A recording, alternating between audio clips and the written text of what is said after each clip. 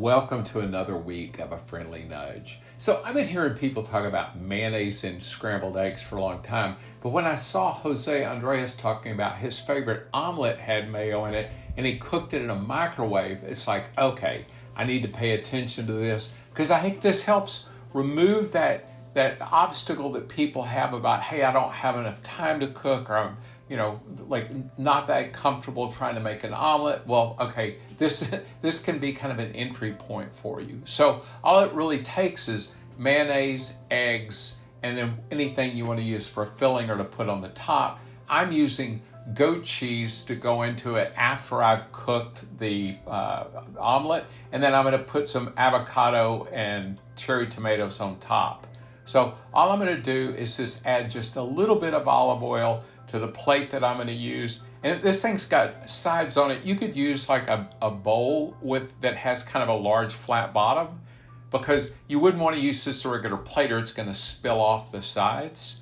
But yeah, I'm just going to crack 2 eggs in it, and then I'm going to add some mayonnaise, and that's really going to be it. You really want to get the mayonnaise and the eggs well incorporated. That's just like a fat fork full of mayo. It's probably like a tablespoon and a half, something to that effect. And then you just want to get this where the mayonnaise is completely incorporated into the eggs. And what that does is that it also adds extra air to it, which is going to help it rise. But once that's all done, I put it in the microwave. He says a minute per egg. This microwave's kind of powerful, so I did it for like 1:40. And then, when it's done, my suggestion is probably use something to grab the plate, because this plate was hot as hell.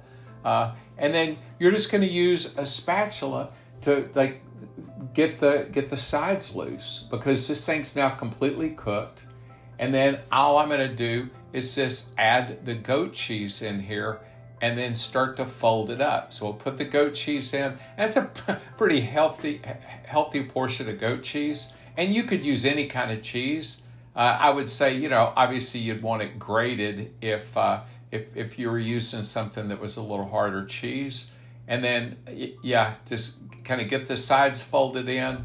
That one there is saying, all right, this isn't magazine cover quality. So it's going to be less than perfect on presentation. I also figured out that plate was hot.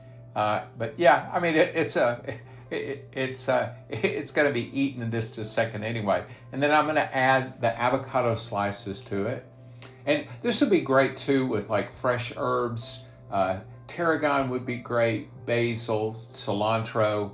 But I'm just going to add some tomatoes to it because I didn't have any tarragon or basil or cilantro. So, you work with what you have. I'm just going to hit it with some salt and pepper.